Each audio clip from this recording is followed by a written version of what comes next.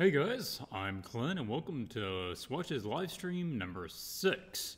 We'll be taking a look at some of the troll submissions from last week's, well I guess not last week, last stream's character challenge, and we skipped a week there. Also be looking at some portfolio reviews, doing some paintovers, and of course taking your questions from the chat. It's all pretty casual, but let's kick it off with the intro, and I'll see you in a second.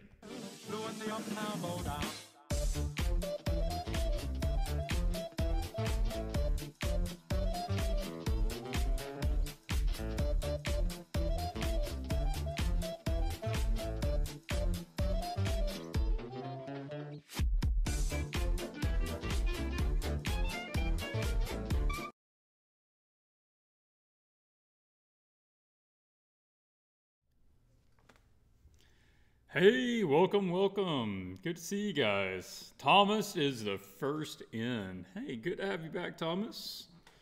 SVJ, Cardrassa, hello. How are you guys doing tonight?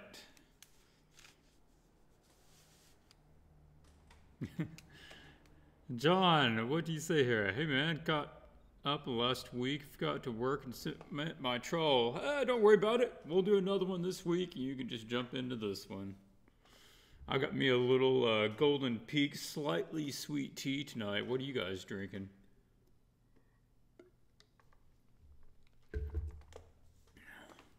As usual, I'll just be kind of chill here for the first minute or two, let people pull in, and then we'll go ahead and use the randomizer to come up with a new character for the challenge. And I do need to pull up my random number generator.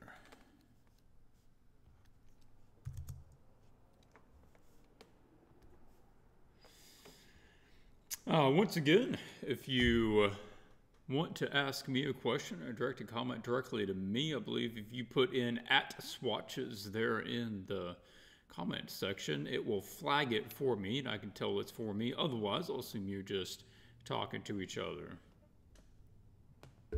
Oh yeah, the Making Liliana. I'm glad it helped you, Gabriel. I was really pretty pleased with that video. I thought it was pretty tight and hopefully it helps some people have a better idea. Making Liliana was the last video I put out on Patreon. It's available for individual purchase at the swatchesart.com, and it focuses on the creation process of the Liliana Death Wielder from Magic, but specifically looking at the process of what to establish at each stage. So if you're really interested in that, or if you have a problem with getting part way into a piece and kind of getting lost or not being able to finish it because you don't know what to do, then that's a really good one to take a look at. Arturo, I'm doing pretty good. I gotta say, I'm busy. I got a lot of stuff going on. Got 2 commissions for Magic going on right now. And of course, I'm working on the new project for Patreon, the new reward. And I'm going over how to create mood and tone in your artwork, no matter what that mood is. So it could be a sense of fun, a sense of adventure. It could be something like horror or just an ominous feeling. And what are the factors that you use in order to capture and create a real definitive mood in your artwork? Have you sent out the poster? Are you going to let us know when you do? I will let you know when I do. I will try to take care of that by Wednesday, actually, because I think I need to hit the road on Thursday. Okay, let's go ahead and figure out what our next challenge is. And of course, I'll review that and announce the winner of last time's. But I'll switch over here to my desktop and we can do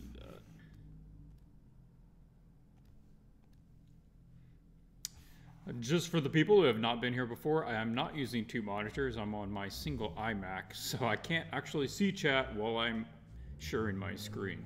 Just keep that in mind. Okay, so same thing as we did last time. We're going to just use my page that I came up with. This page is from my character design and drawing book.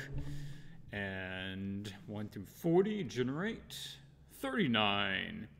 This character will be a navigator / guide of some fashion, and I will highlight these so that you can see them. Navigator guide. Next one, 28. He has extra limbs. That could be useful as a navigator. Sure, I can see that. 19. Oh, okay, I need to limit that to 20. All right. 16. Oh, you know what? We just did troll. Let's not do troll again. Let's get somebody else. 18. It's a witch. A witch guide with extra limbs. By limbs, of course, I'm talking about extra legs, extra arms, that sort of thing. Genre, 1 to 20. The genre is a horror. Goes right along with the witch. Very good. 1 through 20 on motif. 14. A wave design.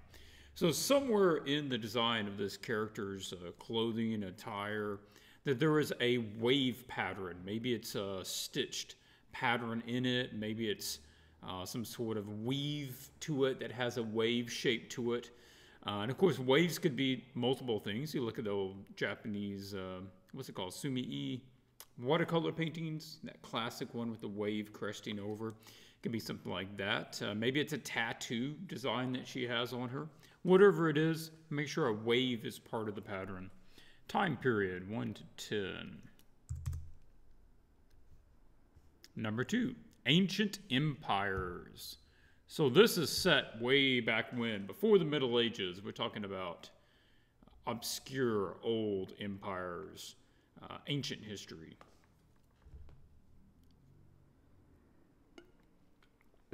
Babylon, that sort of thing. And, okay, if it's a witch, then it does have to be female. Otherwise, it'd be a warlock. So we'll go ahead and say female on that. All right, so that is the character. We have a navigator witch with extra limbs. It is a horror genre. The motive is a wave. And is set in the ancient empire time period. And is female. All right.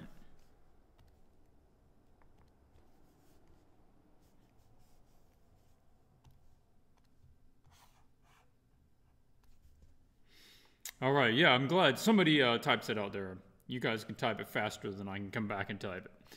All right, let me take a look at some of these questions. XROSM, have I ever done line art digitally, then colored it on paper? No, I don't think I've actually done it that way. I've scanned things and colored it on the computer. I don't think I've done it the other way. Arturo, I'm part of your Patreon. I'm not an illustrator. As much as I would like or want to create beautiful paintings, they're really hard for me to toggle, but I'm a CG artist. I was wondering if any future Patreon video you'll discuss character designs and functionality. Well, I discussed character designs a couple of months ago. The whole thing was basically on character designs, and that was the Drawing and Designing Characters ebook. And if you want to know more about that, I highly suggest you go pick that up. That was basically 3 years of nights and weekends putting that together. So that was in the works for a long time.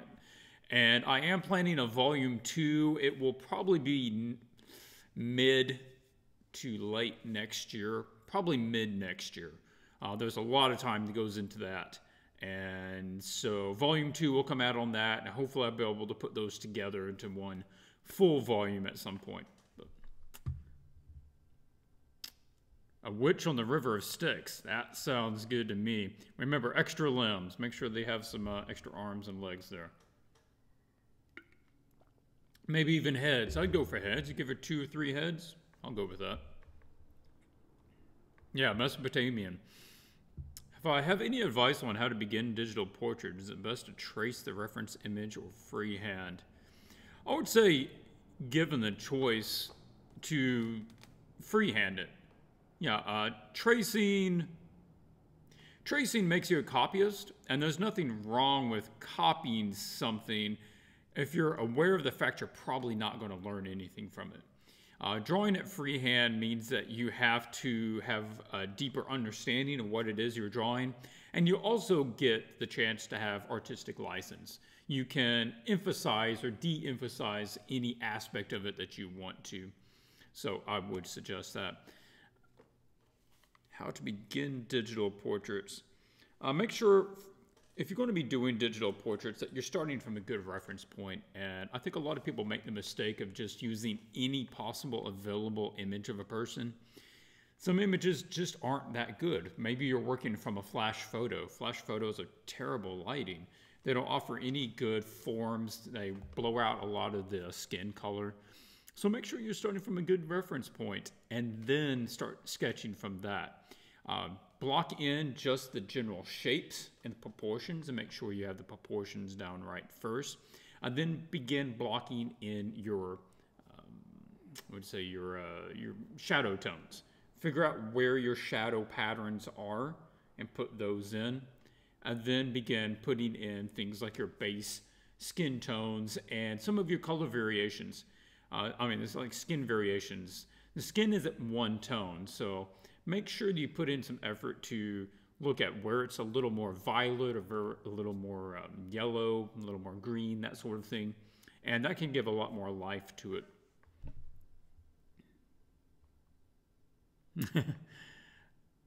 Yeah, sorry you forgot about uploading that, John.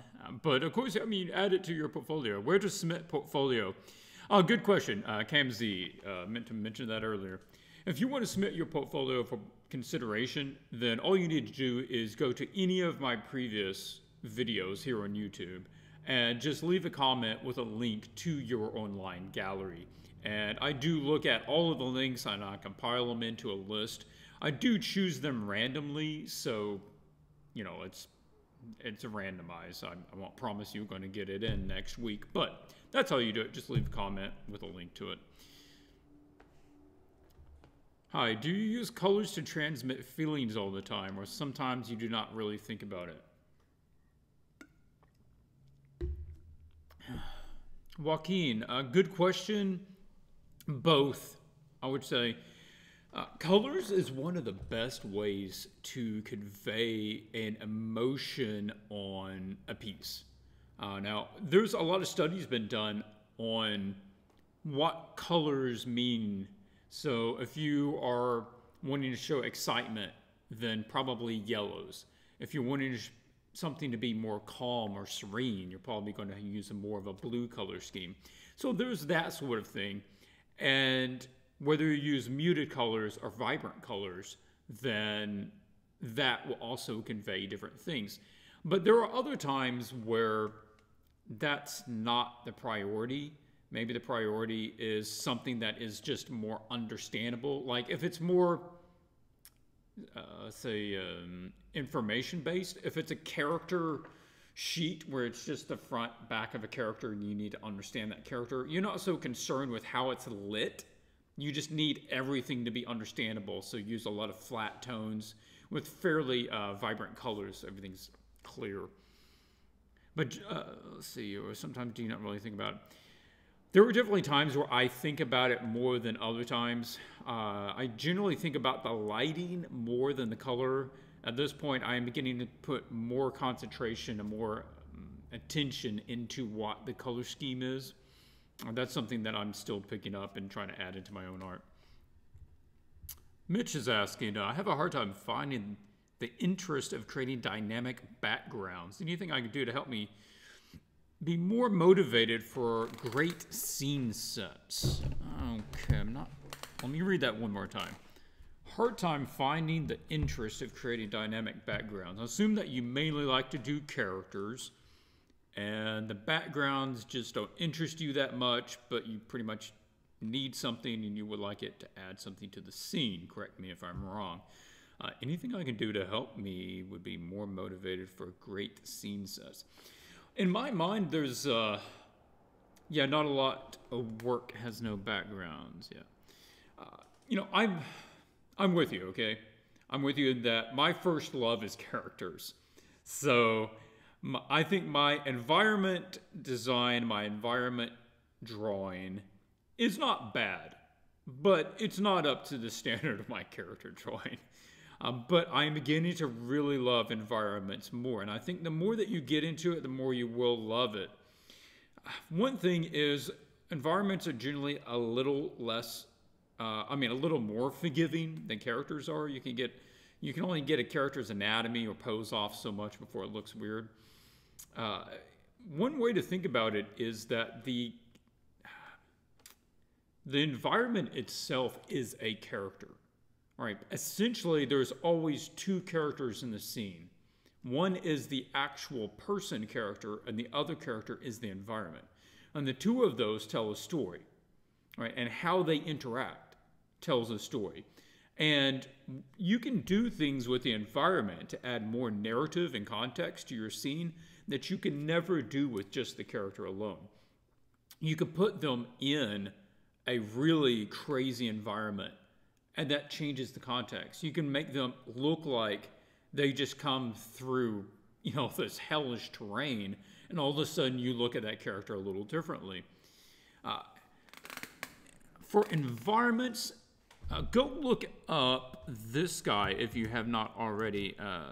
I forget the actual website address, but I will type this in. If you search for this, you will find it. That is FZ Design Art Videos.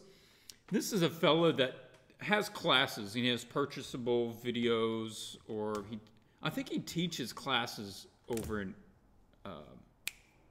that fellow.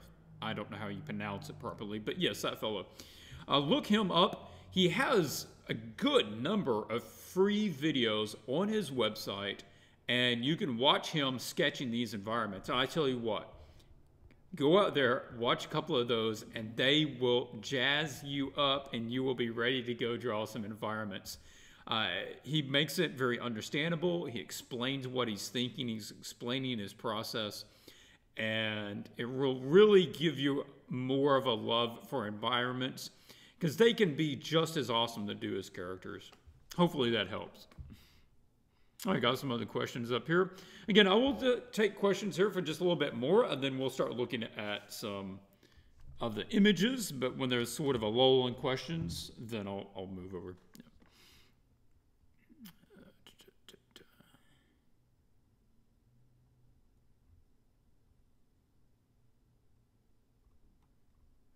Hey, Clint, how's it going? Going good, man. Doing good.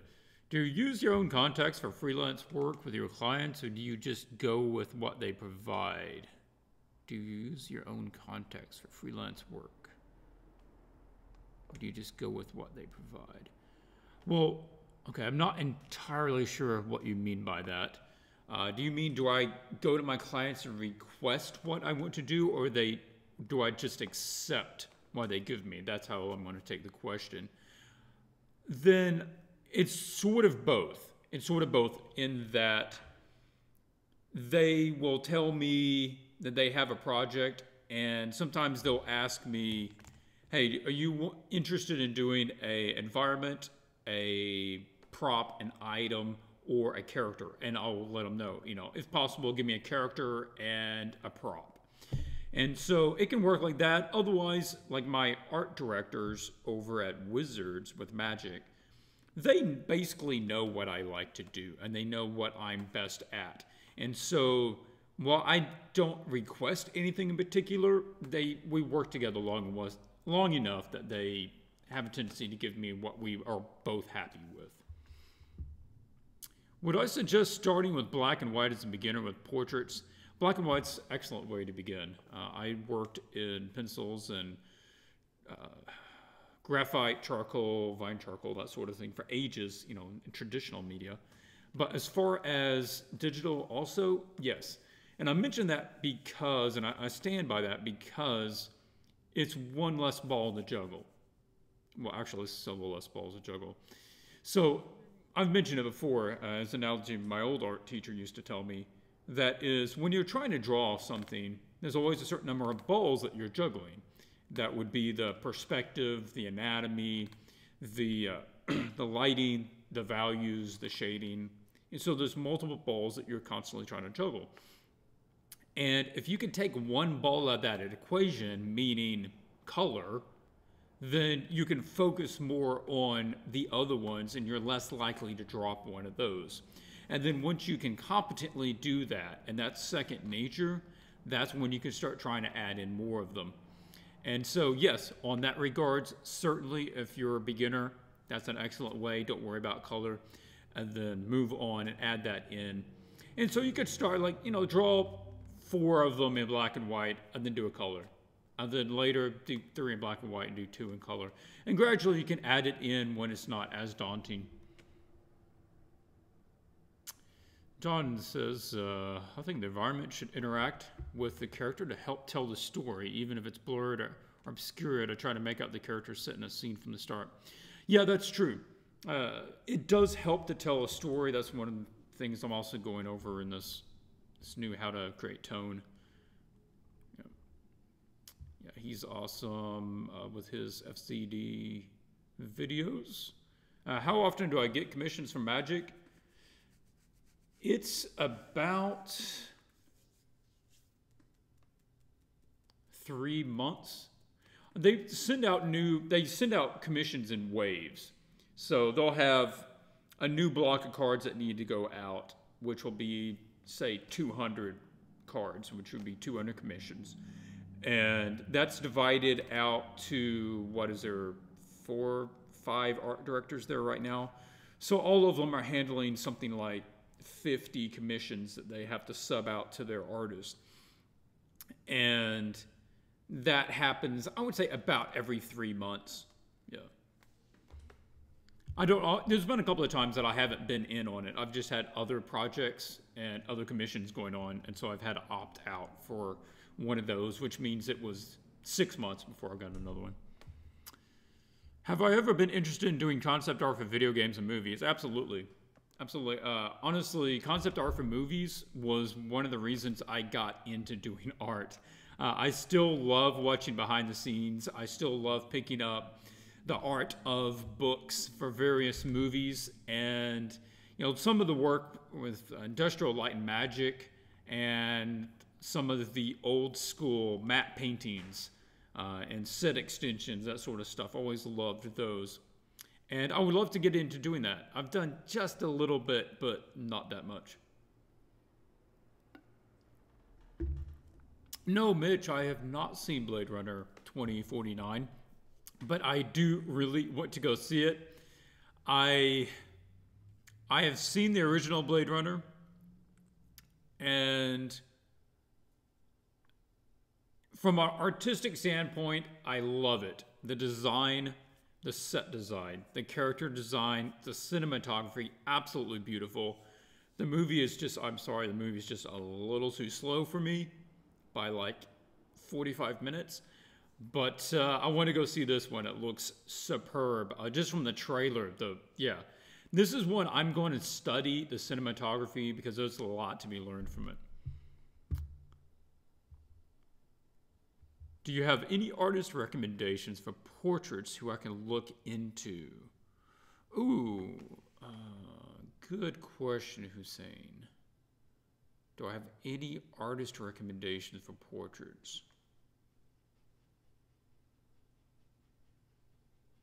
You know, offhand, nobody's coming to mind. If I were in your shoes, this is what I'd do. I'd go out to Amazon and I would look up portrait drawing book and then buy 2 or 3 of them that have the best reviews, read them, and study them. Somebody else you can look up this guy. A lot of you will probably recognize this guy's name. I gotta adjust this chat, it's not letting me type again. Here we go. Go look up The Material by Procco. Procco is one of, if not the leader, in my opinion, of teaching anatomy nowadays. He does live streams. He has a lot of great reference photos that you can purchase, and he has instructional DVD, instructional videos, and several other things. It's been a little bit since I've been out there, but the guy is really, really knowledgeable about the subject, and pick up some books and check out his stuff. He knows what he's talking about. And he comes across very friendly. Good teacher. Yeah, I'm sure the Blade Runner will have to have an art of book. I would love to see the stuff they came out with for that. Sid Mead stuff, yeah. Sid Mead, man, classic. Just beautiful work, that guy. Well, okay, I don't mind a slower paced movie. Charles is just saying that if I thought the old one was slow, the new one, I'll probably have the same opinion. Yeah, the old one, I don't know. I love it. I can stick through it. It's just, yeah. But I will definitely give it a shot. I'll probably spend most of the time just looking and admiring the cinematography. Hey, Michael, no problem. We haven't really got into so much. I've just been taking questions from the chat the whole time, so I can put in here. Let's see, where is it? One of you guys typed in the description of the character that we need to do. I'm going to go ahead and put that in the chat for anybody that's needing to grab it. And I'll put it into the description of this video before I forget. There we go. Yes, no spoilers, please. I hate spoilers. Don't want to know.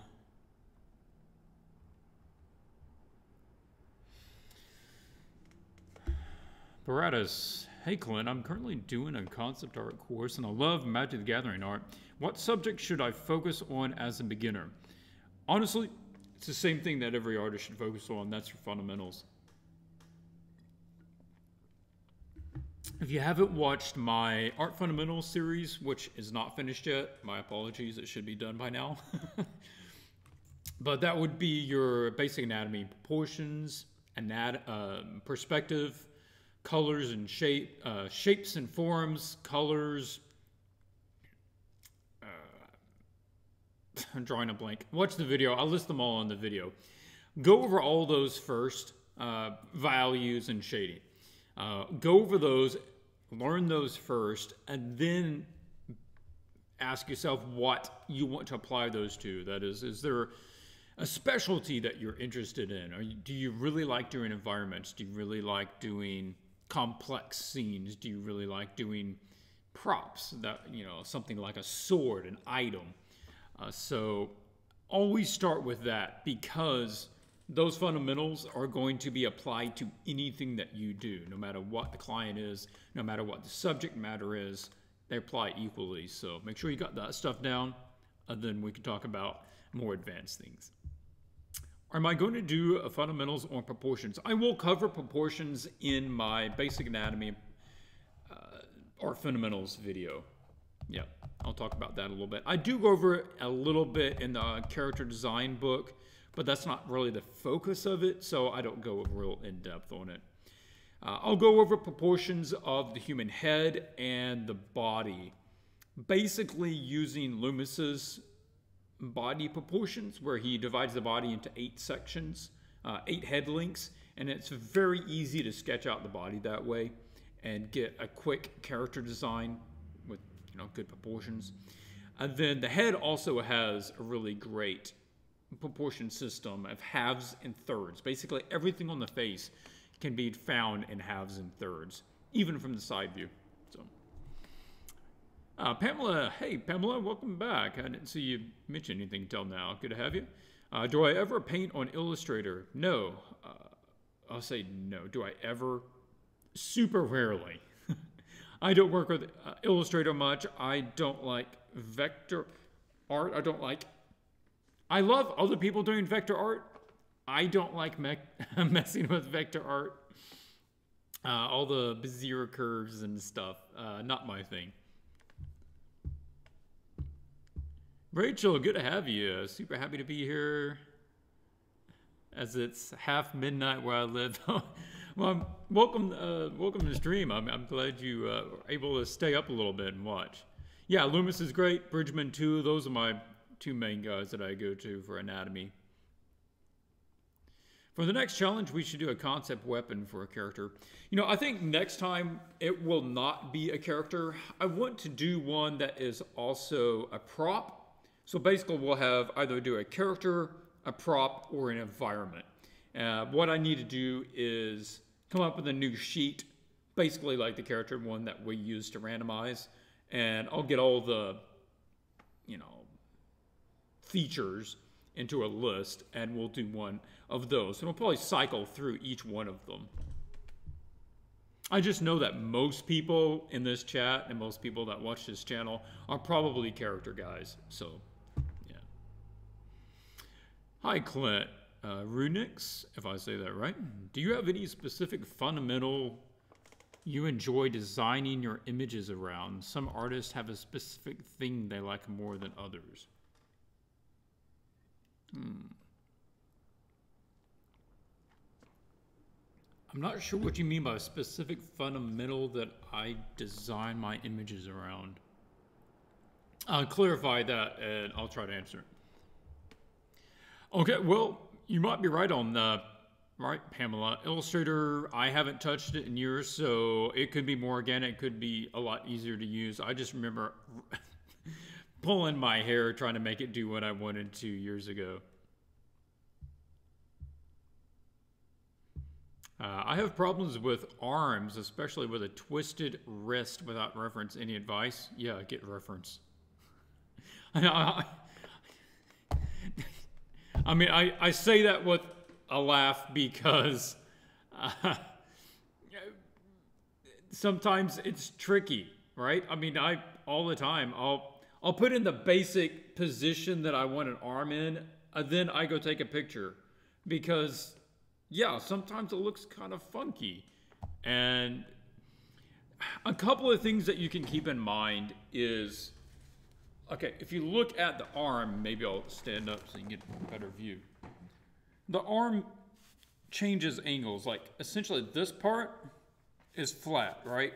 And it's longer this way than it is this way. And if you think about it as a cube, and I don't have anything, well, I'll use my wallet. My wallet's sitting here. So basically it looks like this part is flat going this way, but when it gets to the elbow, it changes, right? And then it's flat going this way, and then it twists as it comes down, and it flattens out 90 degrees. So it's vertical here, it's this way here, and then it turns by the time it gets to the wrist, and it's that way there. And it has to work that way because you have one bone here in the top, and then you have two bones here, and they have to twist around to get to your wrist. So if you can sketch that out, Bridgman, look up Bridgman's book, Bridgman's Guide to Drawing from Life.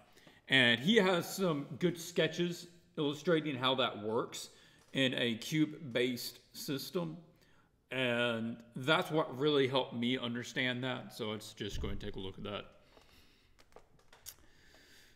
Michael asks, is it worth going from a thumbnail sketch right to values, or is a detailed sketch preferred?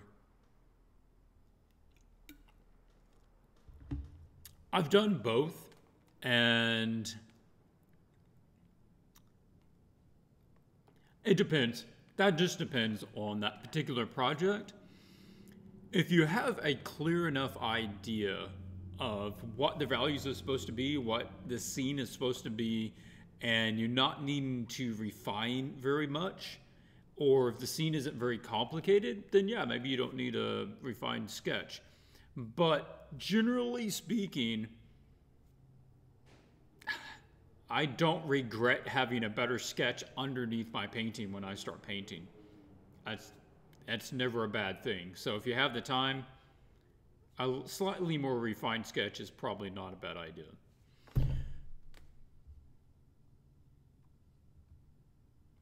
Okay, Runix is following with, for example, someone like Nathan Fox designs around light and color. Anthony Jones designs around anatomy. Procco's anatomy guy. Oh, okay. I would say the biggest things for me are lighting. I love lighting, and I like shapes. I like juxtaposing shapes, figuring out what shapes work with other shapes and making a pattern out of them.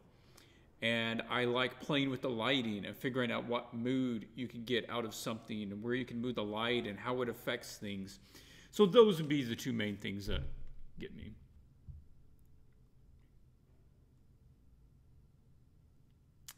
It's amazing the number of pros out there who still depend heavily on reference. Yashar says, it makes me feel so much better.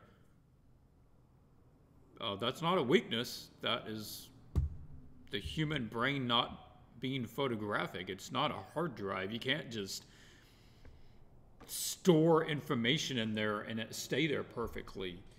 There's only so much that you can remember with extreme detail. And that is also one of the reasons they are pros, is because they do what's necessary in order to get to the level that they're at and produce that level of work. And that level of work requires them really, really analyzing reality and being able to,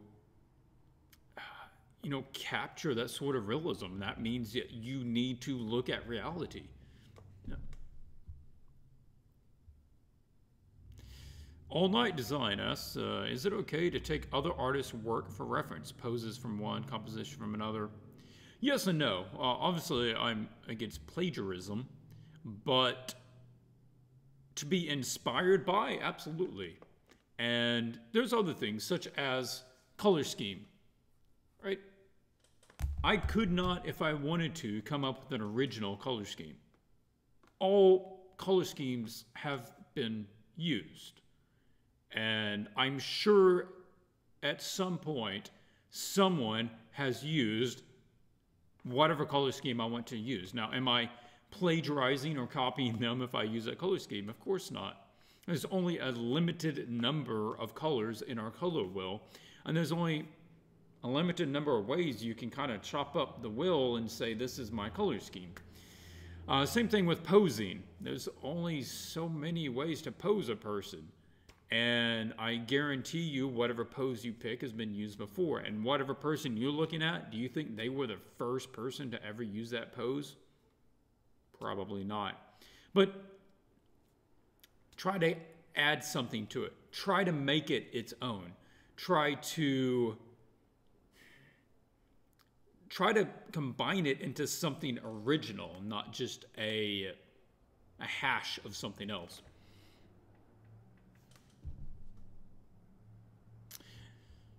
Fada asks, is it better to start with a colored background than plain white as a beginner? That is a mental trick. Yeah, there is a mental block for starting with a white paper. And it can kind of freeze up your brain. So there are different ways of going around that. That is one of them. You could start just even graying the paper out. Just use a gray tone and put it down and sketch on top of that. Sometimes that's enough just to make that little mental switch, and your brain is okay with it more now, and you can be more creative. Another thing that you can do is just put some, use like a random sort of brush and just make a little pattern on there, and then start sketching on top of that. As long as there's something there, then there's not that much expectation. And if you start with some random pattern, and it can be on a different layer, right? Not the one you're actually sketching on, then you're starting with a mess. And what your brain actually is allowed to do then is correct it. Whereas if you're starting with something white, essentially it's perfect to begin with. It's completely clean, it's balanced, and anything you're adding into it is sort of messing it up until you get far enough.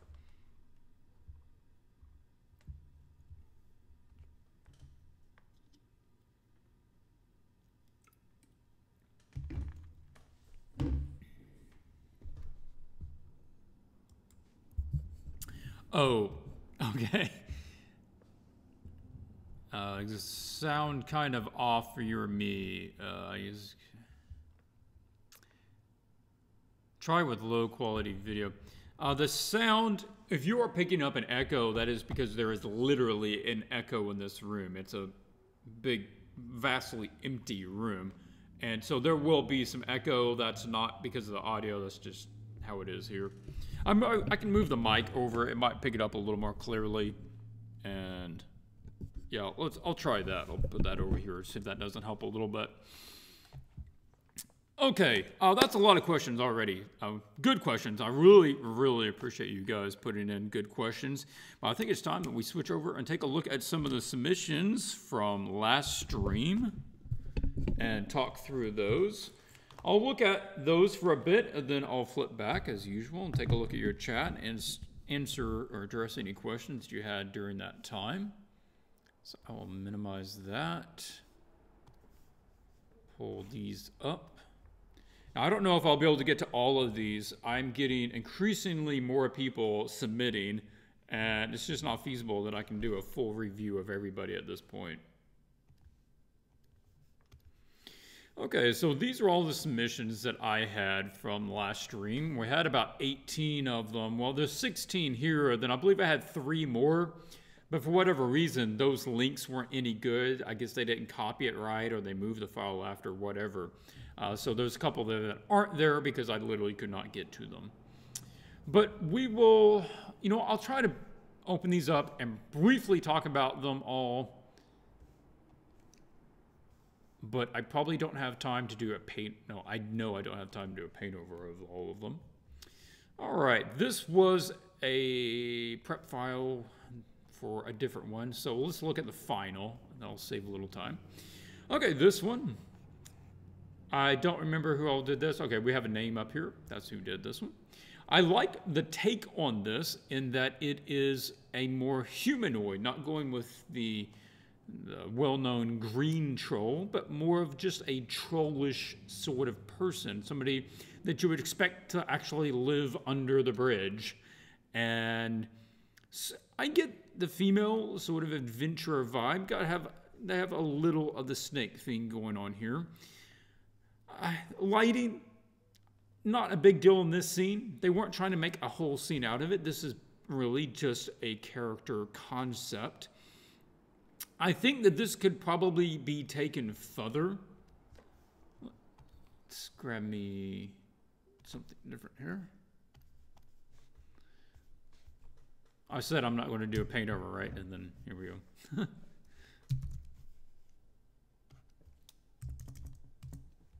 Oh, that's not what I meant at all.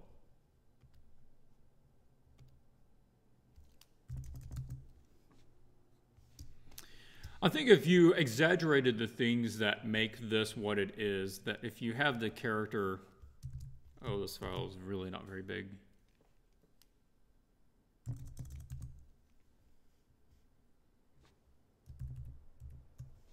Okay, so if you have the character, I don't have time to do a lot here.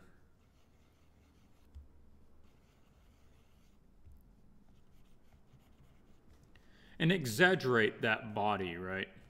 So if she's going to be plump, then really make her more plump and sort of stout. Let's drop that head down further. Then this is one of the best ideas I saw of the entire submission. It is a tree stump for a head dress, and like she's part of nature, right? You could almost think like this character could hunch down and she'd just be mistaken for a tree stump. And that's what comes to my mind. We might make her legs even shorter than that. And really short, sort of pudgy arms. It has this stick, right? Then this tree stump, I would love to see even bigger, right? And maybe it's kind of hollowed out. It's got these splits in it. And she just kind of disappears under this tree trunk. This thing is just big. And it's got mushrooms. I love the mushrooms on it. Mushrooms are fantastic. But let's continue that. Let's have like mushrooms, all over. And she's almost like a Radagast, from the Hobbit movies and the book, obviously. And give her this sort of long, tangly hair. She doesn't have to be ugly. She doesn't have to be particularly dirty, but she is part of nature. She's, a creature of nature. And so she wears this thing, and maybe she has like Radagast, had some birds that live up here. Maybe she has like a raccoon, that hides up here. Raccoon. That's a raccoon. Okay, that's a really ugly raccoon. But she's got all of her stuff. I think that would probably be an excellent direction to take it. And you could add moss and stuff, you know, growing on all of her branches. And you probably wanted to have like vines coming up this thing. And there's flowers hanging off of it. Just really do the whole with nature thing. Okay, let's get that out of the way. This one is from a 6-year-old viewer that I may or might not actually know and be related to. So yeah, it's good to see even super young ones playing this challenge little contest. And this is the Troll Adventurer, and she drew this as part of her character for an RPG game that she played with her dad and colored it herself. You know, on that note, I'm telling you guys, if you guys have kids or you know some kids, have them join the challenges. Just have them make up some characters and submit it in. I love seeing kids' submissions. They have just unparalleled creativity. Now, I did that. She's out here hunting the snake, and the snake is literally wrapped around the entire moon. That's fantastic. The skulls are a nice addition. That's good. Pigtails. Pigtails on a troll. Never would have thought about it. A lot of good ideas there. And I love that went ahead and put in the entire landscape. We got some hills and some watercolor effects. Really proud of her. This is a good submission.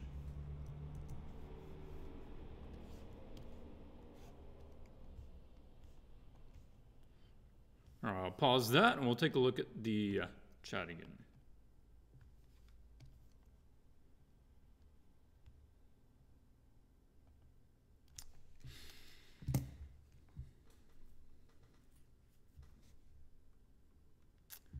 Dream High Animation asks, I often find myself procrastinate while working on someone.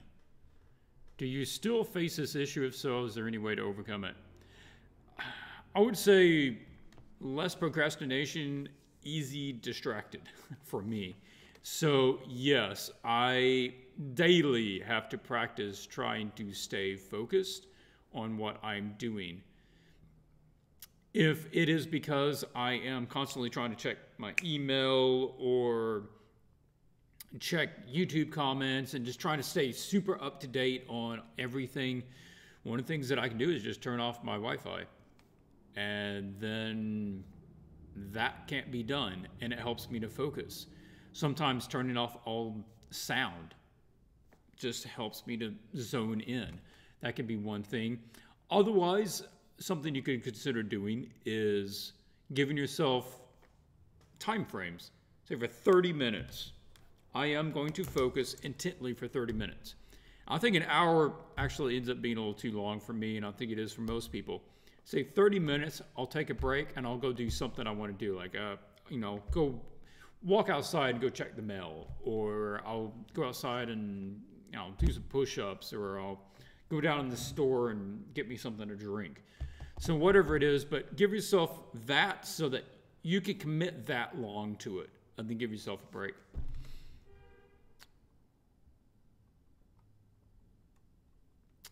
Remix Art asks, do you think it's possible to be a concept artist and graphic designer in the same time? Absolutely. Yeah, there's a lot of overlap between the two. I did graphic design for a long time, and I could still do a professional level at it while doing what I do now. I think, you divide the attention between the two. Neither one of them would be quite as good as the other if you put all your time into it. But yeah, you could keep a professional level in both at the same time.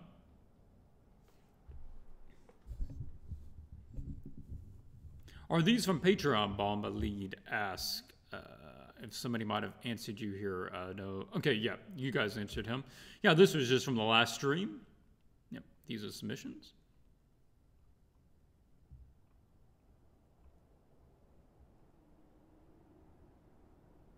Yes, I agree with Nick. The concepts behind the drawing are very strong. Should I get myself a wife so I can have a kid and submit? Absolutely. That's the way it works. That's why you should get married and have kids. Wink. Yeah, James, I would love to see your kids' submissions. If I get enough kids submitting, I'll honestly have 2 winners. And we'll probably do some sort of different prize for them. But yeah, I'd love to see kids just, make sure they're just having fun. If you're going to sit down here and do this with your kids, or maybe you have a niece or a nephew that likes to draw, have them over while you're sketching on yours and sketch it up together. Just encourage them, make sure they're having a good time. If they want some feedback, if they want your critique, give it to them. Otherwise, don't be harsh on them. Just make sure they're having a good time. What's more important is that you instill just a love for creating and a love for designing, a love for drawing, than it is that they do it really well at that stage. And then later, if they still have a love for it, they will become their own critic and they will start trying to improve their work. Yeah, Monica, I'm glad you're able to be here till now, but understand if you have to get off. Yeah, the stream will be on YouTube later. You'll be able to watch that. It will take YouTube a little while, hour or two, to process the file, and then it'll be posted. But absolutely tomorrow it'll be up there. All right, okay, that catches up on most of it. And let's take a look at some other ones.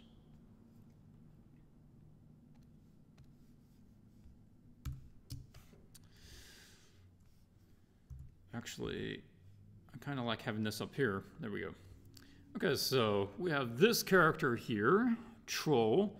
I do like the very trollish face. It's not just a human with a couple of tusks, but highly trollish with the big nose and the eyes put off to the side, big teeth. This headdress is fun. Some sort of creature it killed. Obviously not a fully realized image, but that's not what this challenge is about. It's about creating a character. It looks like they could be an adventurer of some kind. They got a pack on the back there, very gorilla style.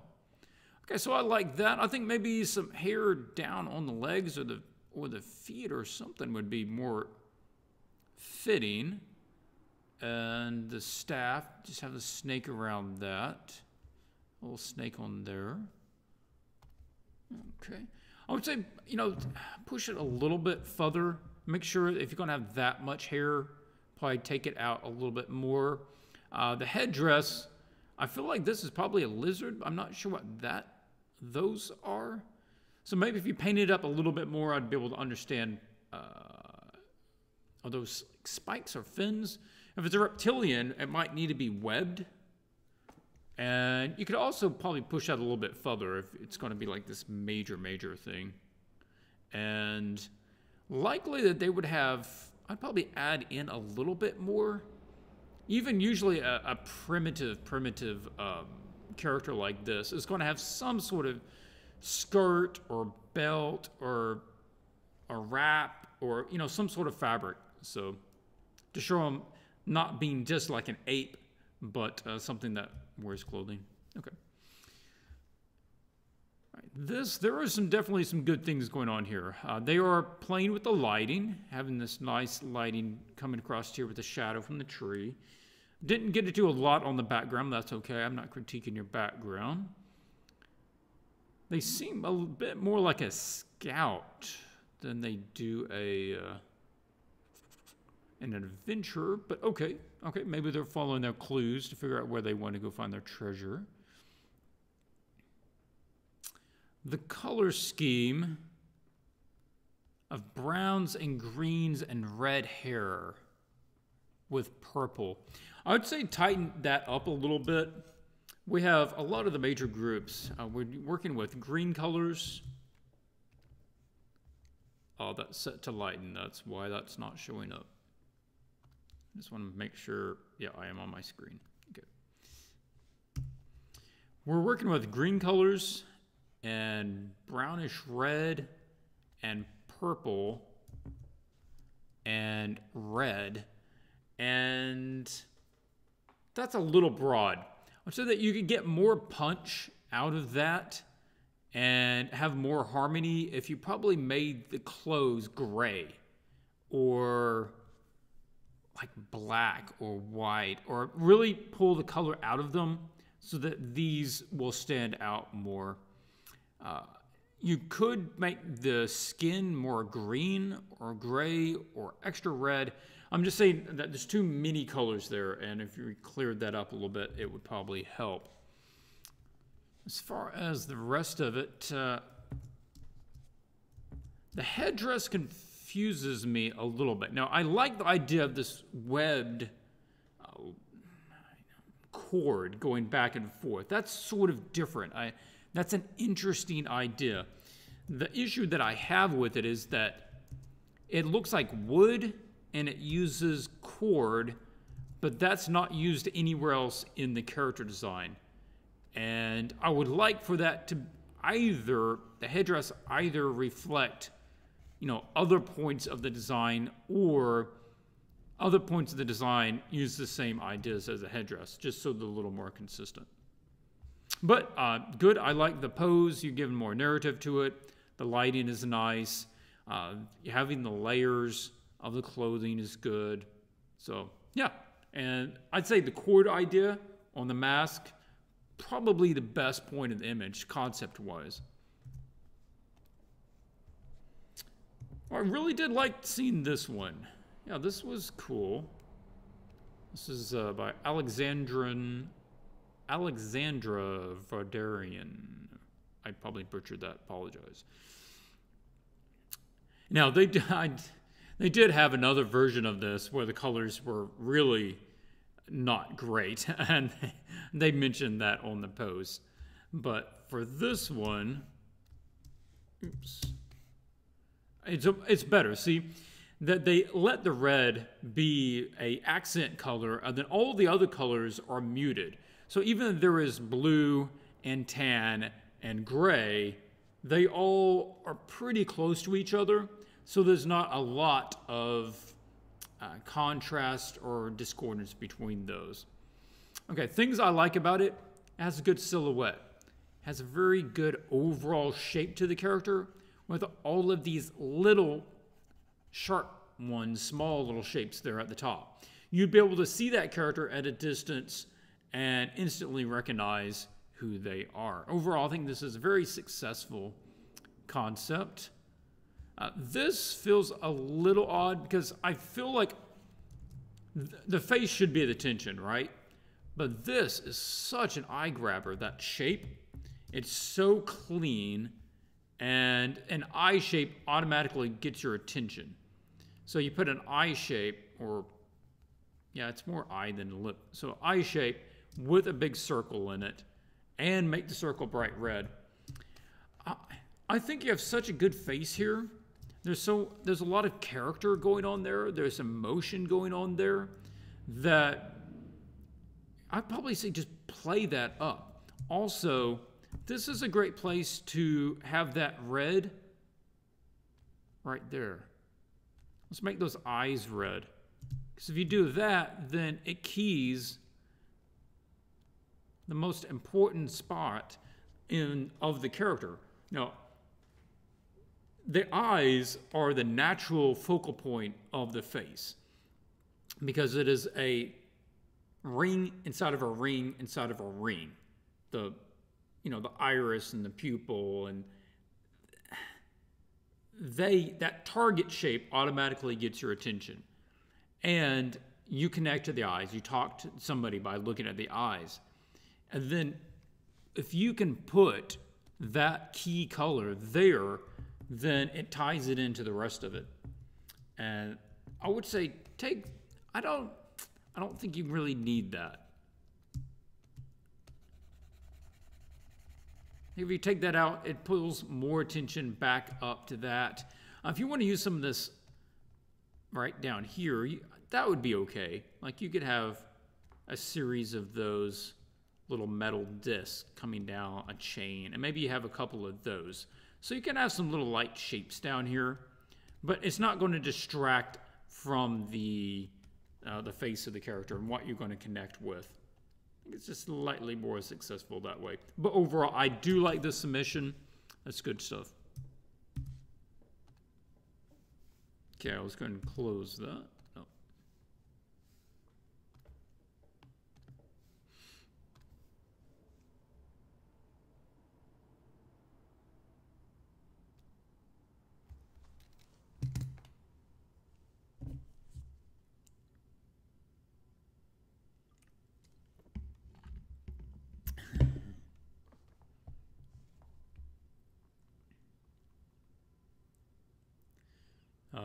J.S. Charles, let's see. This horror theme will be, SVG says, horror theme will be interesting for the kids. Yeah, I mean, you can keep it kid-friendly horror. You can look at a kid horror game that has skeletons and zombies, and you don't have to be gory with it. You can just draw a funny-looking skeleton. There's ways to draw funny-looking witches, and put some little skulls hanging off of stuff without it being non-kid friendly. But if you adults want to go more horror with it, feel free. Just do realize it has to stay, you know, not R rated. I can't show that on the stream. Yeah. I like that you keep your live cast kid friendly. I can have one in the background with my son playing in the background. Yeah, I try to. Yeah, I'm not going to be cursing on here or showing anything more. We might have a little, like Pamela says, we might show some troll boobs if that happens to come up. But if it's anything questionable, I'm not going to put it on stream. And Clay says, no bra for my troll. She's proud of her droopy boobs. Hey, she's a troll. I'm sure they have different, you know, customs over there.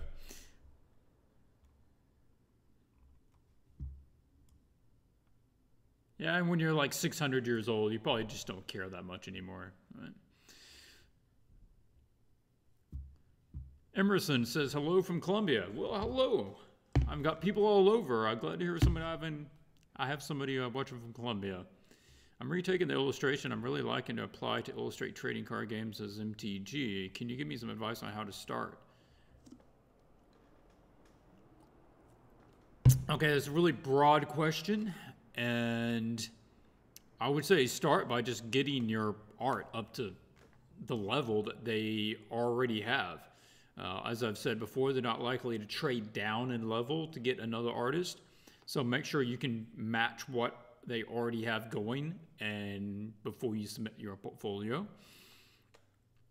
Let's see. Make sure you have all your fundamentals down first. The same sort of things that I was talking about earlier. Make sure you have all your anatomy, perspective, shading, lighting, those sorts of things. There's so many people that try to skip that stuff, and they try to use Photoshop techniques and tips and tricks and in order to cut corners. And I tell you what, those art directors, they can see that a mile off. They know that you're cutting corners. You're not going to slide it past them. So just put in the time and learn how to do it. So you worked on Magic the Gathering. Me? Yes. Yes, I've worked for Magic for 7 years, 7.5, somewhere around there. Yeah. Caroline is an example of children's horror, I suppose. Yes, Coraline, I believe. Yeah, Coraline.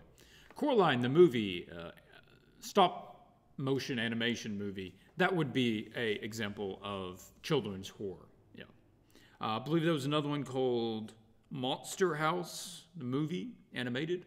That would be one as well. Okay, let's keep going. Some good comments and questions. I appreciate it, guys.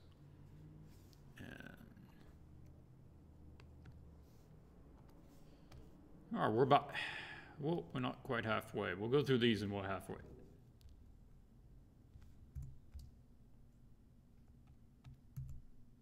There we go. Okay. All right, this one has very muted value scheme. So I'm going to open the levels and just pull my blacks up some, pull my whites down some. Just have a bit of a sharper image there to look at. Okay, there are definitely design points on this that I like. I like the idea that this is it's more of a delicate snake sort of metal piece wrapping around her. And it's followed by these oversized scale patterns on whatever this little mantle piece is. That's cool. The face, again, I would like to see it probably a little more trollish. This does have a very distinct human with teeth. So that would be a good place to go look at troll references to see what kind of troll you're going for. And possibly adjusting the eyes so they're a little more trollish. Like, I do something with them, like make them a little wider, a little smaller. And with the ears, it'd probably be more successful if, say this is more of a an elf ear. It's pointed, but it's going up. Whereas a troll ear generally is more out to the side. They're more that way. So might think about that. Just adjusting the face a little bit. Overall, I do like this concept. I do get the adventurer sort of vibe. I have a feeling that she's out there. She's looking for something. I feel like she's probably competent. And she has a distinct feel of a culture to her, which is always nice, that I can feel like they are somebody specifically from an area that's been thought out, and from a culture that's been thought out a little bit. So this is good. I appreciate the idea of trying to do the background here, but maybe in this case, taking more time on the character and just really refining that, and then worry about the background. If you're not going to have time to do a whole background, you know, it's not a requirement. I'm going to judge it on the character. The background is a bonus if you already nail the character. Okay. Thank you for submitting. I do like a lot of those concepts. I hope you'll join in doing the witch one. This honestly is one of my favorite characters that was submitted over the last one. This one just makes me smile, and I've got to give you props for doing that. Does it have the name on here? Justin Myers Troll. Okay, so Justin, good job, man. I have fun with the character here. They had another little sketch that was submitted with this one, which is her like sitting around a campfire.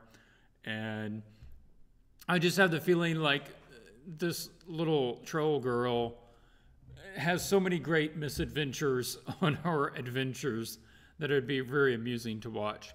Okay, so what do I like about it? One is he did this style pretty well. Most people are not doing the line drawing and coloring it very well. They tried to line draw it and then paint it like it's a painting, but leave the lines in. He knows this is a line drawing, and he's colored it like it was a line drawing. If anything on that, I would say probably just overusing textures a little bit. We don't need quite so much texture in a lot of this down here. So you can pull back on that a little bit. Places the texture is really good. Right here to really sell that snake skin. That's an excellent place to put it. Probably up here too. It's on those little focal elements. But the elements that don't need a lot of texture, let's go ahead and keep them a little bit more flat. Yeah, small thing there. I do like the big shapes. It's a very fun thing. You didn't take it super realistic with it. You allow that fun shapes and design to go through the whole thing. I feel like she is just ready for adventure, to go out there and visit new places and beat monsters and have a good time. She almost gives me a sort of Naruto vibe. Just very confident in herself, if not always the best at what she does. Yeah.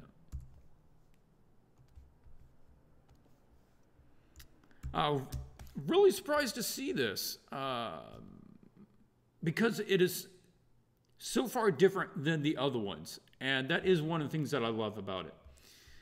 This one is really good execution. But for me, it doesn't necessarily read as troll. Again, I've said it a couple of times. This one, more than any of them, is very, very humanoid with a little troll feature in there. And I'm not really getting an adventurer vibe. I'm getting a dark, witchy, sort of voodoo priestess sort of vibe out of it. So, on this case, I would give you like top marks for execution. The rendering is awesome. The design, the overall consistency of the design together, awesome. I love that. The way that that gold is so gleamingly bright to stand out from this dark skin and the tattered clothing and the matted hair. And that juxtaposition is really, really good, and that shows some excellent decision making. I think the thing that holds it back is it doesn't quite fit the challenge. Like if the challenge was for a voodoo priestess, you're all over it. You nailed it. Perfect. But for a troll adventure, not quite so much. So that's where I'm split on that. Top for execution. Just direction, I think probably got away from you a little bit.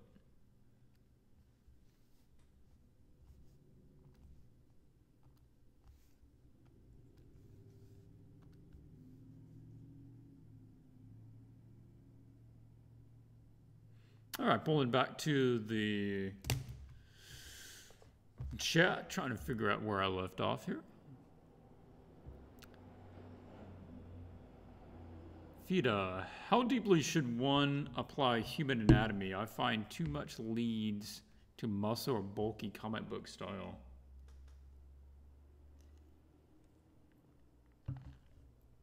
I'm not sure about that question. How should one apply human anatomy? As just pertains to that particular character. I mean, not all characters have to be bulky. A lot of that is good that you understand the muscles, and sometimes that doesn't apply to your character, or it only applies depending on how they are positioned. So if you have, well, I can take this off, hang on. If you don't know muscles, then you're not likely going to have a real convincing anatomy on your character.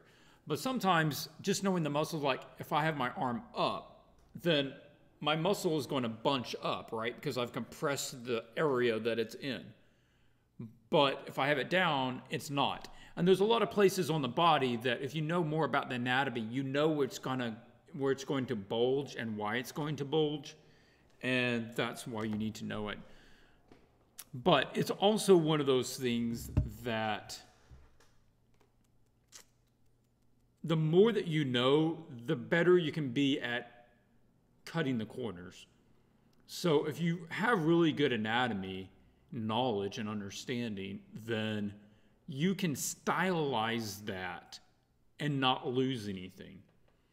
There was a fun book that came out, what was it, a year or two ago, called Masters of Anatomy, I believe is what it's called. I'll put it in there and somebody will look it up and find a link after my chat starts working again. And it was a book that was started on Kickstarter, and it shows basically male and female character front, back, and side from about 100 different artists. And it's interesting because you can still get the same human figure, male and female, and they are vastly different depending on what style. And every one of them you look at and be like, well, yeah, it's still a man and still a woman, and they're so different, but you still accept them because those guys are so good at it, they know how to cut those corners and still make it look right. I probably took that in a different direction than what you meant, but there are some thoughts on the matter.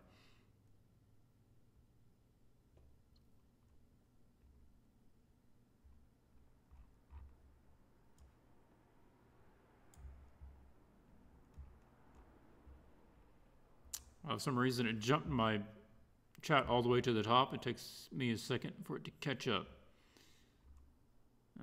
Will I be at LuxCon this weekend? Gosh, I wish I could be.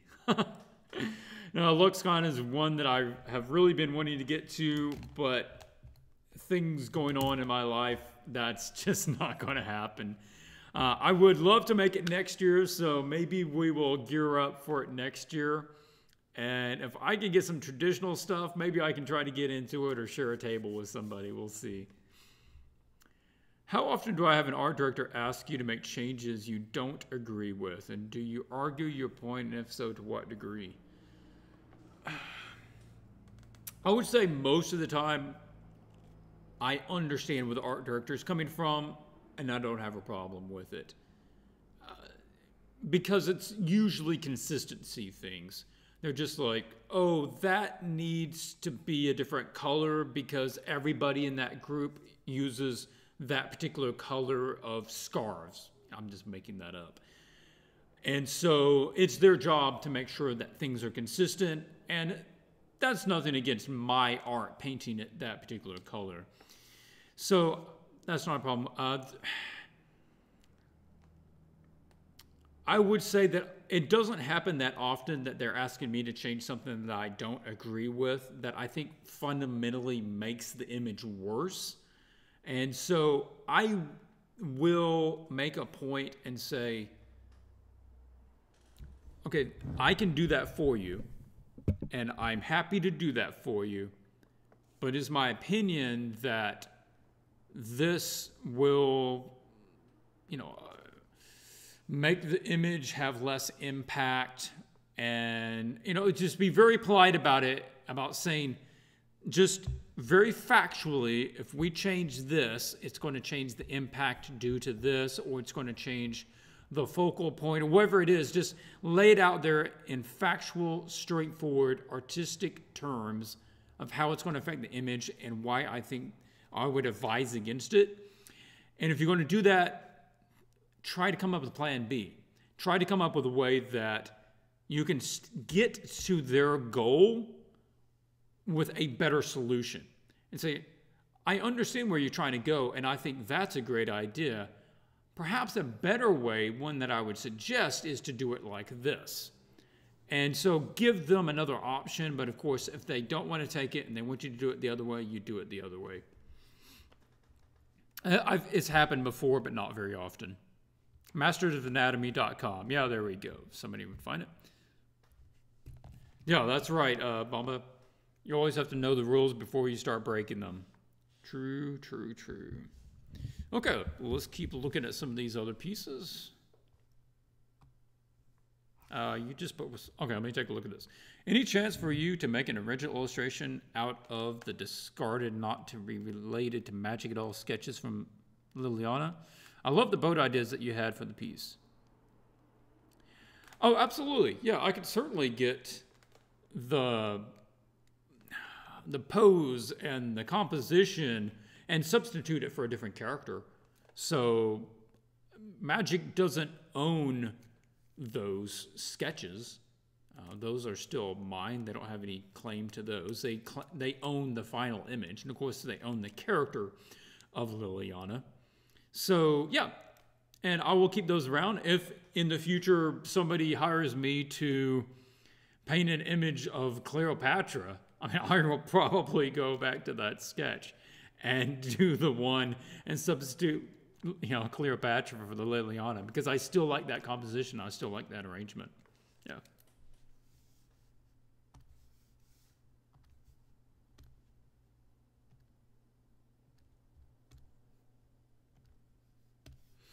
Okay. Let's start in this row.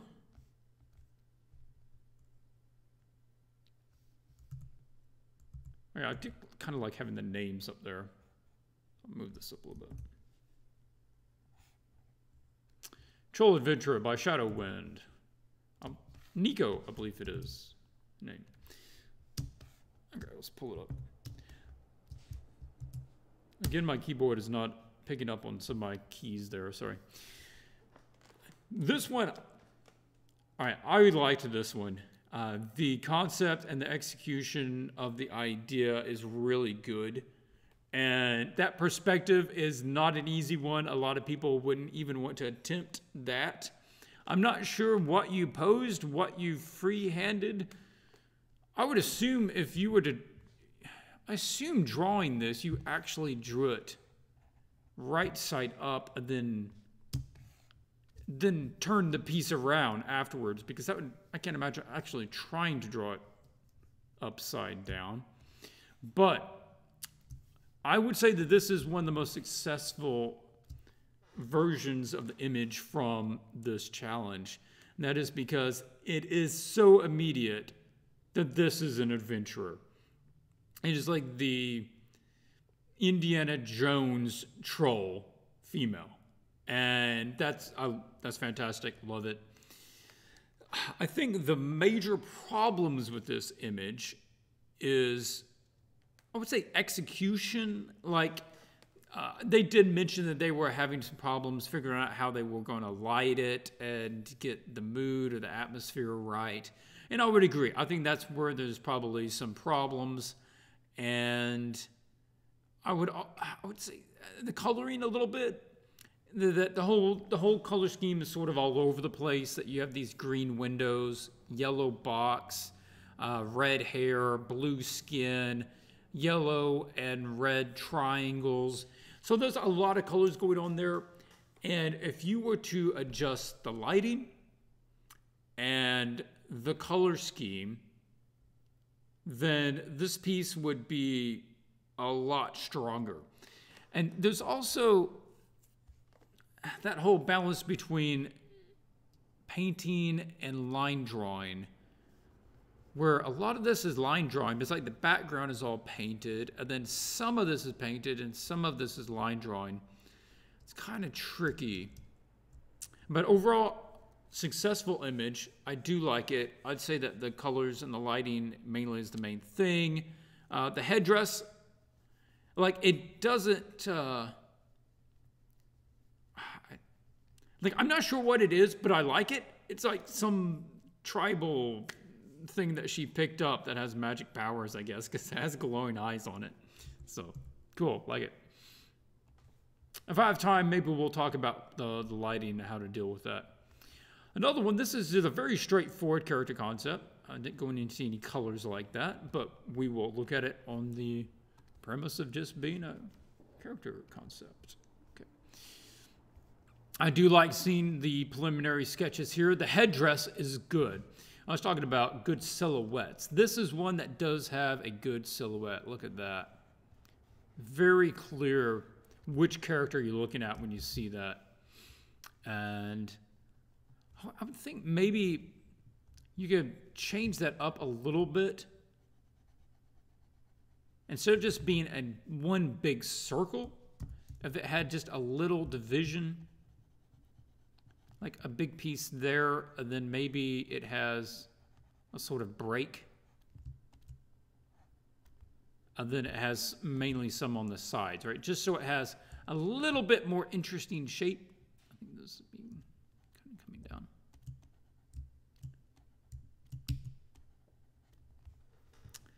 You could think about that. Or changing the length of it overall.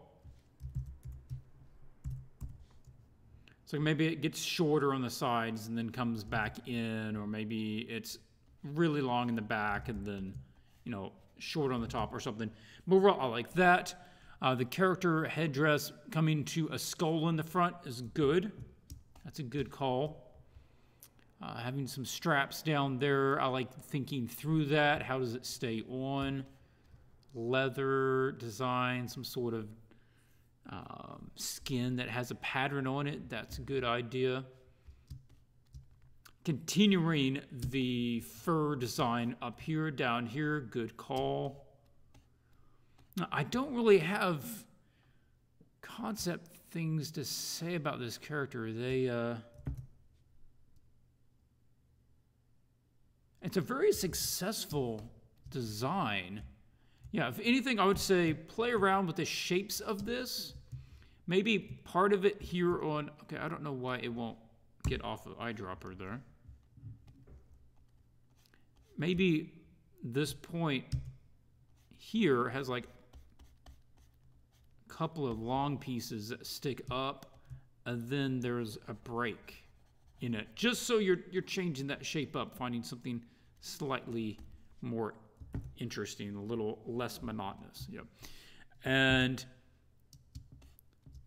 if you're really trying to push the troll, I'd say play around with changing up the anatomy a little bit, like making them extra long, almost like a Navi sort of length to their body, or give them different proportions to their limbs, like the upper arm being down to here and their forearms are really short, or their thighs are extra long and their shins are short.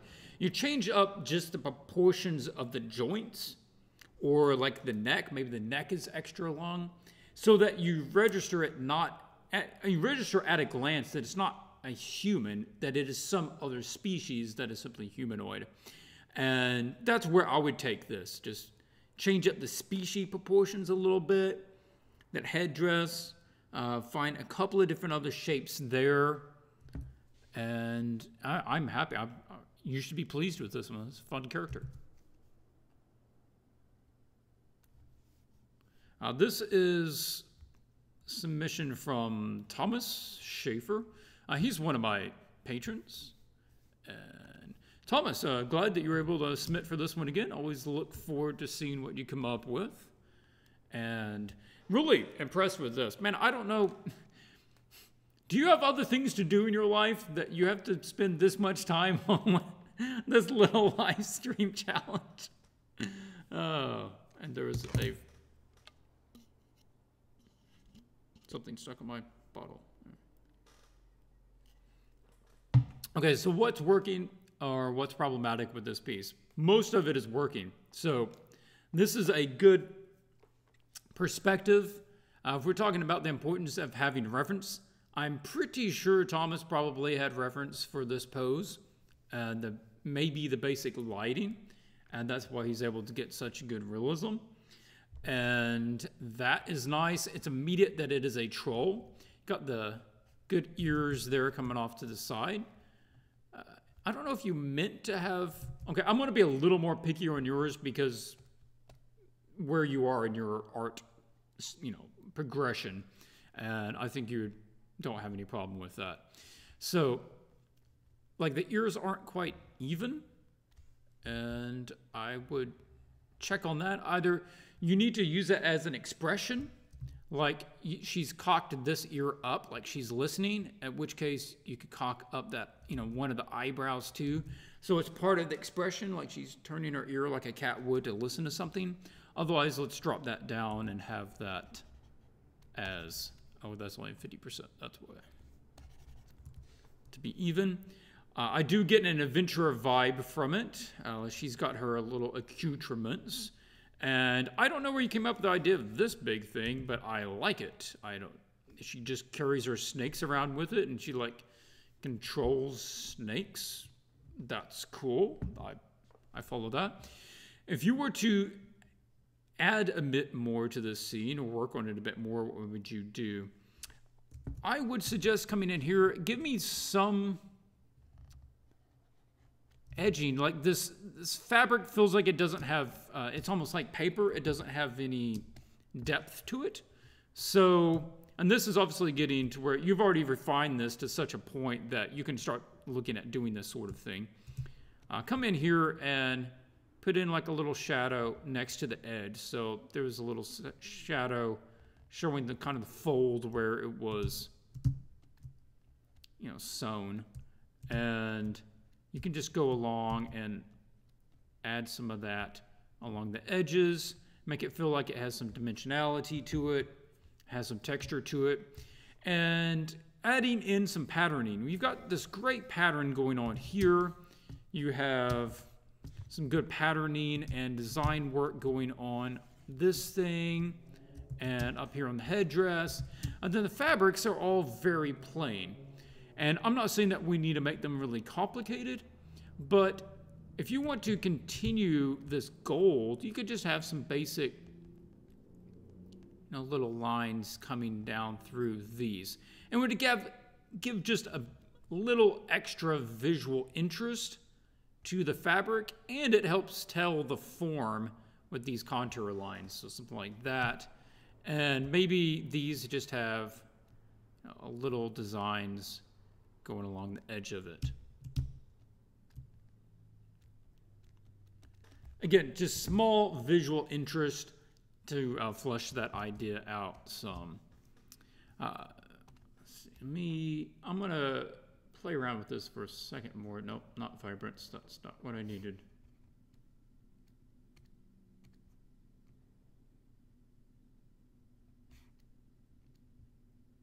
I need photo filter.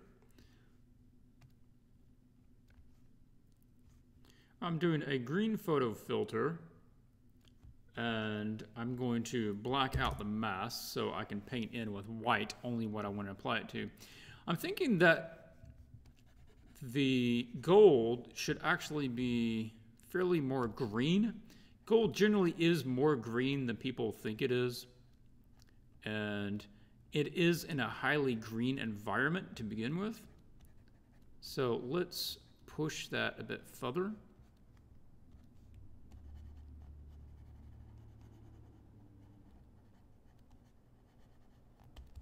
Yeah.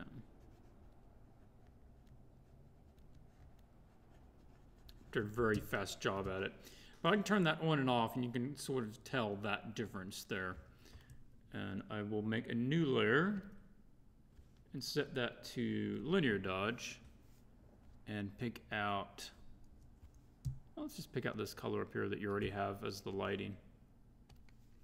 And we want some specular lights. This sort of shiny gold is going to have specular lights on it. Now, don't want to go overboard with it, but I feel like we could get more out of it if we had some specular lights up on a couple of spots.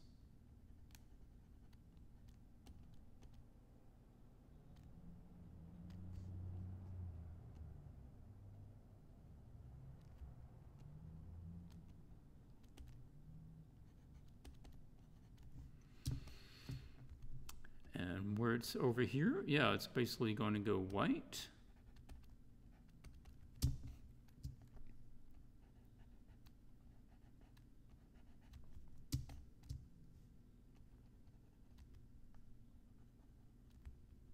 Remember that shiny metals, gold, silver, chrome, that sort of thing, it's going to have a lot higher contrast. That is, it's going to go really dark or really light and not sit in the midtones a lot. Now the fabric, he did exactly as it should. That is, fabric resists the ends. It tries to stay in the middle. It's very matte. And he has controlled the hair and the skin so that those are both pretty matte as well. And we want to just get the things that are metallic, and when they catch the light at a particular angle, they're going to go and reflect it at almost 100%, like a mirror. And so now you can turn that on and off, and you see how that metal looks like it is popping a bit more. And we can also put in a multiply layer, and it will have a tendency to also go dark. And it's going to reflect some of the darkness around it.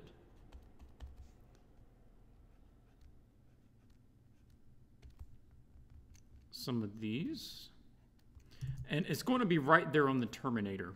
Now, the terminator is the line, so if we have a sphere and the light's coming down on it, then the shadow is going to start about here, and then we're going to have the light on this side, shadow on this side, but right on the edge is the terminator, and that's where you're going to have the darkest part of the shadow, and then it's probably going to lighten up a little bit, because at this point it's going to start picking up some reflected light from other things over here that's bouncing back up. So these pieces under here are going to be getting more light. from stuff down here.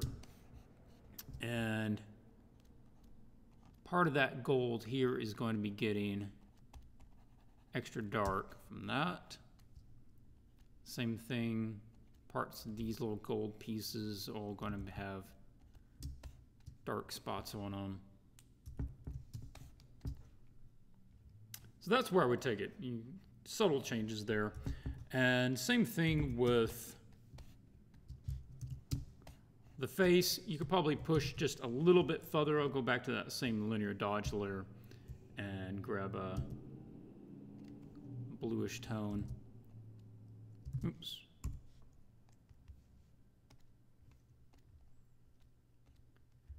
Now, you don't want to strike that up with as bright of a highlight, but skin can give you little specular lights at just the right angle, so say punching that up a little bit. It'd be good.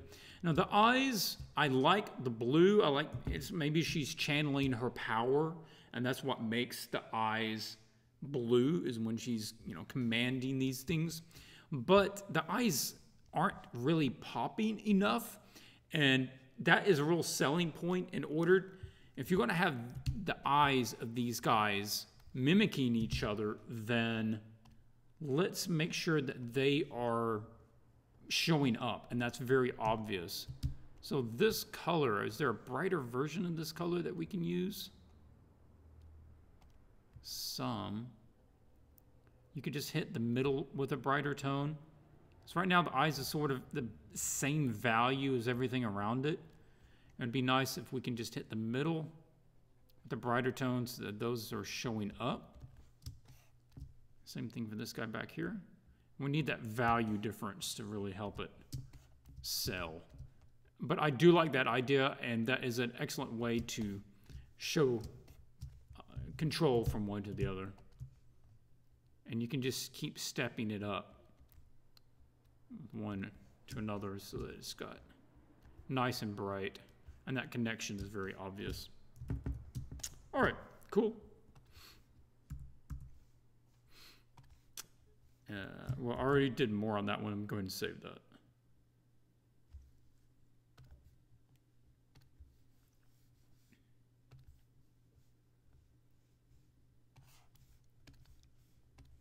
Just a moment. Let me save this file.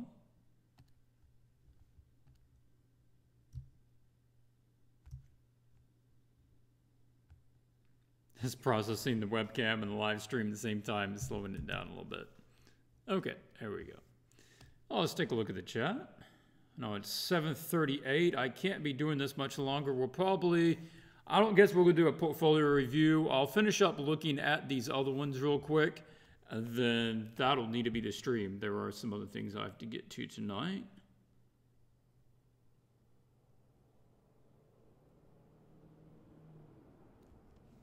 Hey, Pamela, I'm glad you were able to join us. Have a good time this evening. Is there a Swatches Discord channel? No, not at the moment. That's in the plans. I will get to it at some point. Will this video be archived, Irony? Yes, it will. They are saved. Hey, Rachel. Glad you were able to join us tonight. Go get you some sleep.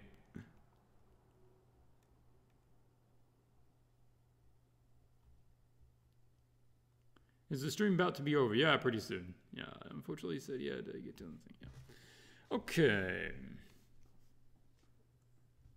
Let's open these up. Again, feel free to submit the questions there in the chat, and when I get back to the chat, we will try to address those if I have some time. We have 4 left.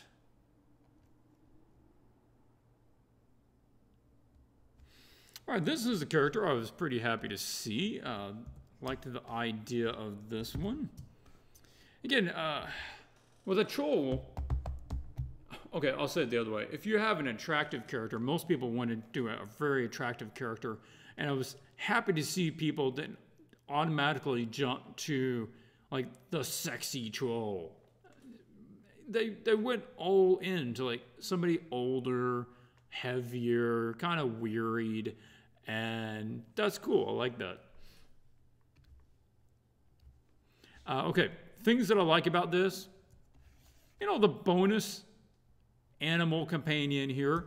It's also functional, not just the cute little Disney companion animal, but this is a functional animal that carries her stuff.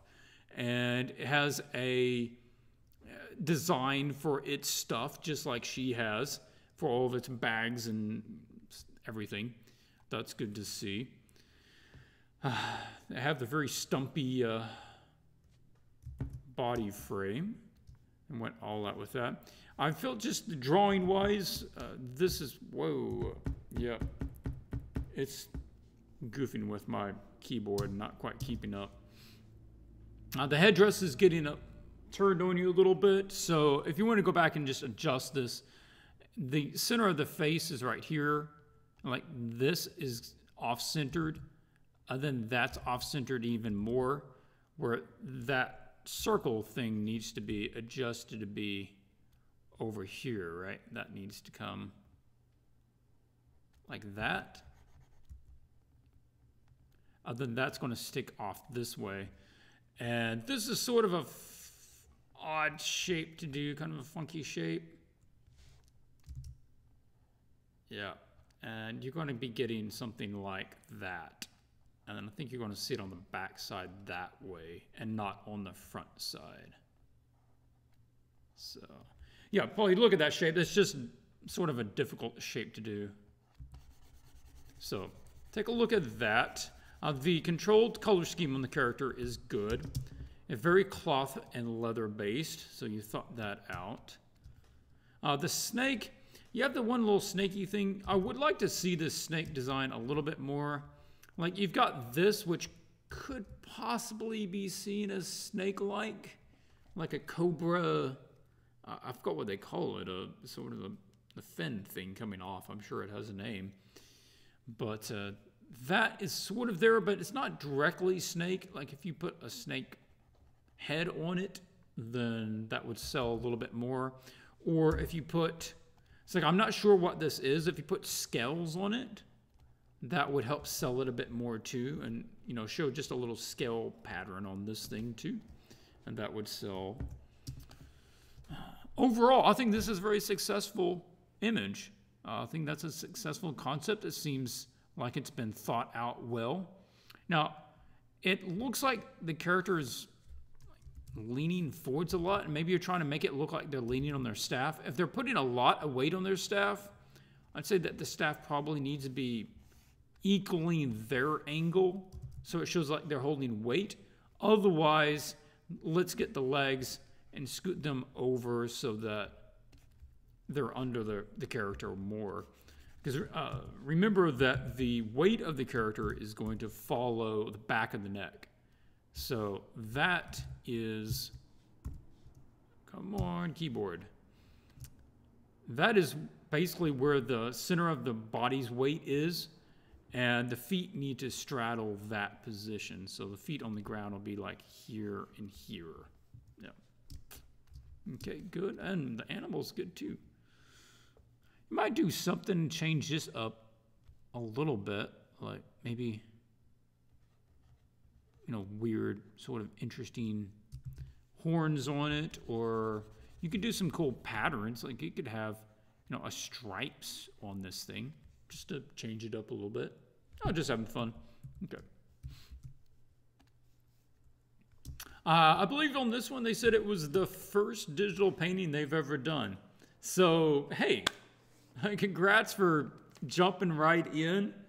Digital is a fun medium. I'm not going to lie to you. It could take a little while to get used to, and it's a medium like any other. So whether you're trying to learn oils or pastels or watercolor, whatever it is, it has a learning curve in order to be comfortable with it. And it can be a little daunting. So if you're struggled with it a little bit, that's completely normal. Don't let that get to you. But I'm super glad to see that you gave it a shot. And let's kind of talk about the character here. The idea of using a snake basically as a bandana. I don't know if she's wearing it as a fashion thing or whether this is a like a animal companion, and it just stays on her head, and that's where it rests. If it is an animal companion, then let's adjust it so that maybe it hangs off of here and it wraps around somewhere else, and it has its head lifted up so that it seems aware of what it's doing, and show it alive, show it kind of moving around a little bit. She looks like she is ready to go out in the weather, got the leathers and stuff. In the future, if you have time, then like this is fine. And from here, go find a reference photo, take a reference photo, and work out the anatomy really well, or spend more time looking at the one that you have. There's no definition in the arms to know kind of how that's bending. This one looks as like there's no definition for how the muscles are working here. So, take a little bit more time. If you have it, look at the anatomy, make sure you got that down. Overall, I like the idea.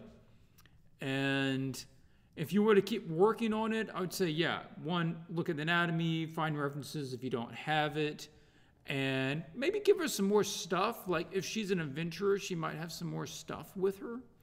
Give her like more knives or like a rope or something. And, she's sitting here. You could add a bit more context by adding like a mug, down here just so that she's at a bar or whatever. So, okay, well, glad to see it. I hope you'll join in and draw the witch for next week. This one, again, different direction. Big troll. Like this troll has a little pet cow. I like the idea of the size there. That's a fun idea. I'm not getting... Okay, this is another one. The concept itself and the execution, good. But it doesn't so much match what the criteria was. I'm not getting an adventure out of it. And yeah. So the face, I kind of like the face. It's different. Like the little ears, eyes wide apart. The black lips, that's a fun idea. If you want to do something different, that is a nice idea. The wide nose.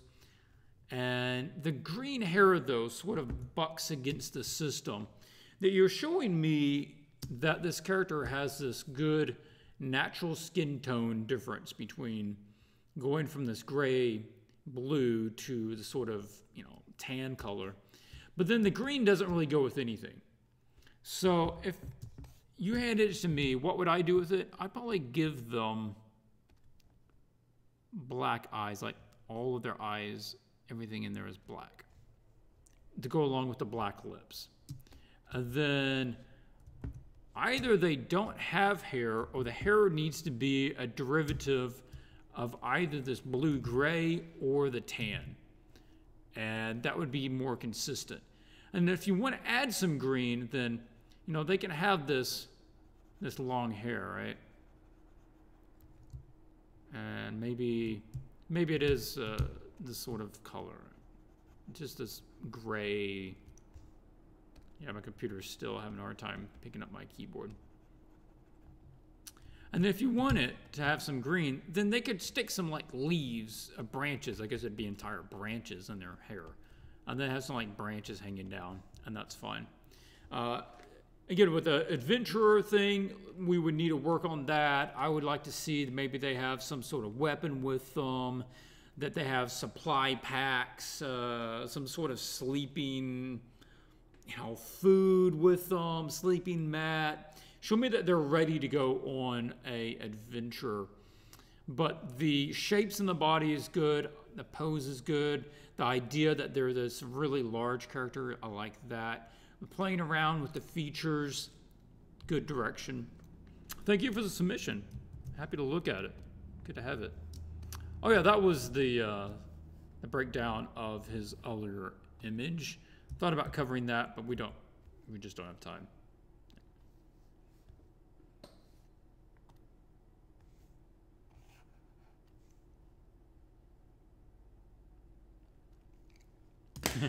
Federico, you finally joined. Good to have you, man.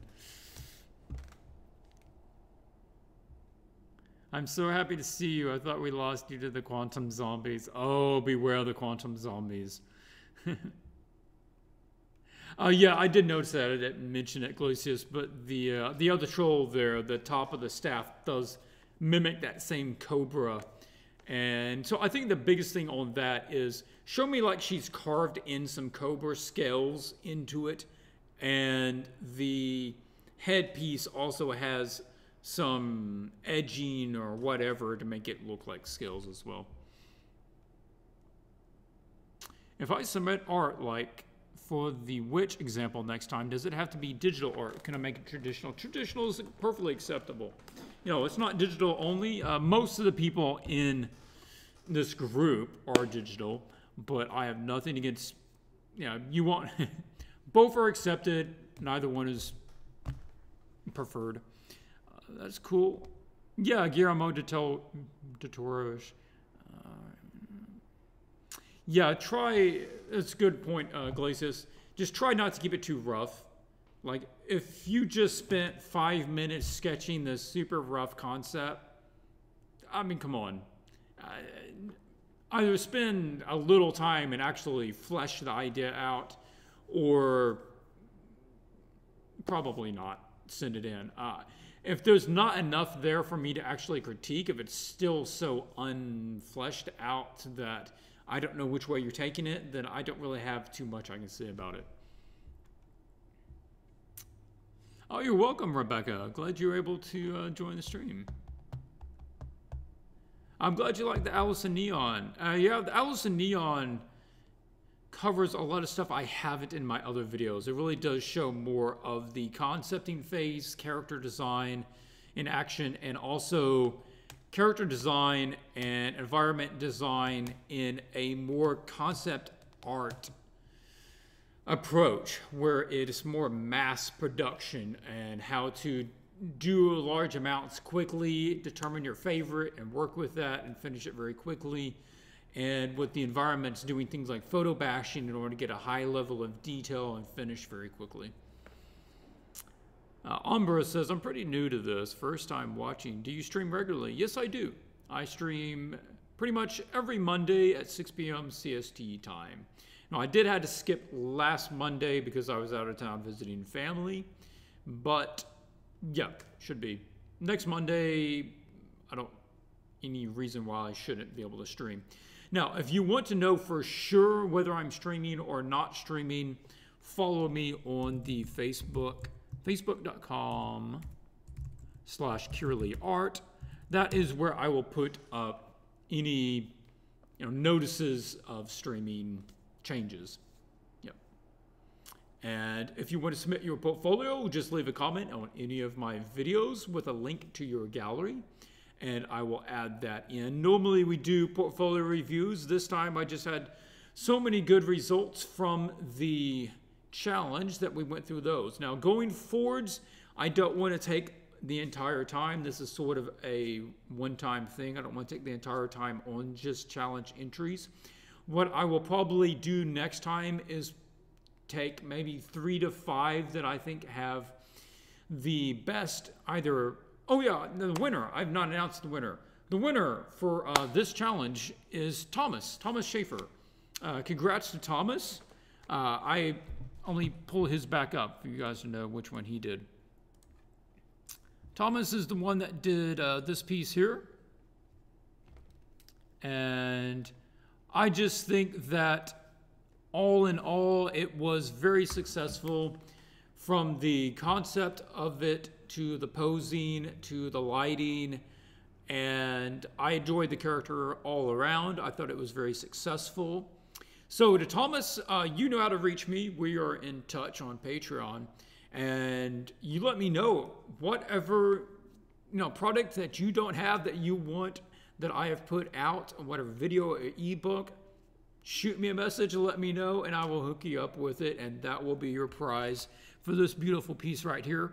Hopefully you'll add that to your gallery if you have not already.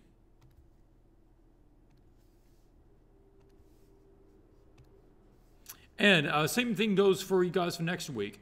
Whoever wins next week gets a free whatever product they want from the Swatches art store. And yep, that's how it goes. So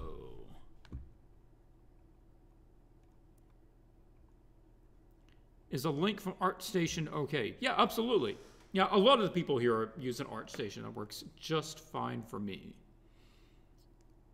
Paul says, I'm brand new to the stream as well. I fell in love with your stuff, and I've been learning a lot from QBrush videos. Hey, great. Thank you for picking up the stuff on QBrush. How does one submit challenge entries? How often do you do challenges? I do a challenge with every live stream, so I'll back it up. Like we did this time, I started this live stream by figuring out the specs for the character that will be going on for this week. What you need to do is draw up your piece and post it to one of your online galleries. Then come to this video, live stream number 6, once YouTube posts it, and submit a link to that image that you posted. And I will add it in and download it, and we will look at it next week, depending on how many there are to look at. And if you win, you get a free video or ebook, whatever you want from the store. Any media that you want is fine. Just make sure it's clear enough that I know what I'm looking at so I can judge it. I generally judge it on concept, really good ideas, and look at execution. So maybe you don't have the best ideas, but you executed it really well. I'll give you merit for that too. Hi, I've been digitally painting for a long time. I know I have the skills I need. I just can't seem to make my characters look more interesting. Any advice? I would really need to see your stuff. Ashley Ship, submit a comment to this video after it gets posted or to one of my other ones and just say, hey, I'm the one that needs some help with making my characters look more interesting. I'll pull up your portfolio, and if I have the time, I'll try to give you some quick feedback. But that can be really broad, so I would need to be able to look at something. I entered the Facebook link, and it's not found. Well, I think I put just curelyart.com. You'll probably need to put in www.facebook.com/curelyart in order for it to actually work. You need the prefix on there. Can I put a link to my Instagram for my submission?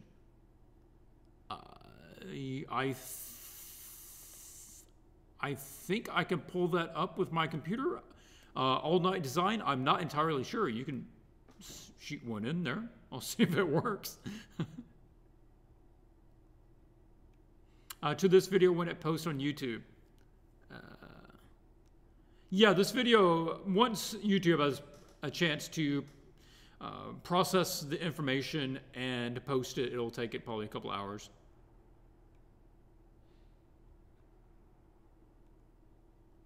So if you're submitting for the witch concept, then yes, tomorrow this will be up, and whenever you finish it, just come back to this one. It'll be up by the time you finish your drawing, and it'll be live stream number 6, and just post it in the comments there. Yep.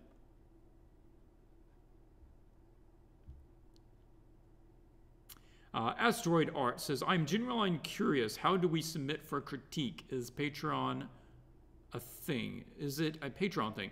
Well, you got a couple of different options there, Asteroid Arts. One is if you want to submit for a portfolio review, you're welcome to leave a link to your gallery on any of my YouTube videos. I will look at all the comments. I don't have time to answer them all, but if you leave a link, I will add it to the list. And next week, we will be doing portfolio reviews. It's not first come, first serve. It is random. So maybe you get picked, maybe you don't. I have about 150, so that's your odds. Now, if you want to have a better chance of having just individual image reviewed, then you're welcome to join one of the challenge. For this week, it is designing the witch character and submitting that before next Monday, because that is the next live stream. And there's a pretty good chance I'll give you some sort of feedback. Now, I do have the Patreon, and now on Patreon, there are 2 different levels, the $20 level and the $30 level. The $30 level, there are only 5 slots, and currently those are all filled. But if one opens up, you're welcome to join that. All 5 of them, everybody in that $20 and $30 tier have a closed live stream critique. So those only available to be viewed by those fellows on Patreon. And we go over their images, and the top 5 always get a review. The other ones, they are challenging to be in the review with the other 5. Full details, you can go out to the Patreon and look at that. Otherwise, if you really, really need some one-on-one time, shoot me an email, send me a private message, and I do, when time permits, take paid consultations, and we can chat and look at your gallery on a one-on-one basis, usually taking about an hour. Yes, I will have details in the description of this video, but if you want it right now, then I will tell you. It is class. It is a navigator / guide who has extra limbs, arms or legs. That is their distinguishing feature. They are a witch. It is a horror genre. The motif is a wave. So somehow, somewhere in their clothing or tattoos or whatever, there is a wave design. And it is set in a time period of ancient empires. Think something like Mesopotamia or ancient Egypt. All right, that's going to have to be it for now. It is 8 o'clock and I need to be taken off, but thank you so much. We had about 100 of you out here tonight, and really great work. Thank you so much for submitting, and I will see you next week. Looking forward to seeing all the stuff that you're going to send in on the Witch Challenge. I think this is really going to be a good one. Yeah, that should cover it, and I will see you again same time, same place next week, right here on the channel, 6 p.m. CST, -5 GMT time. Have a good evening. Till you see you next time. Keep drawing.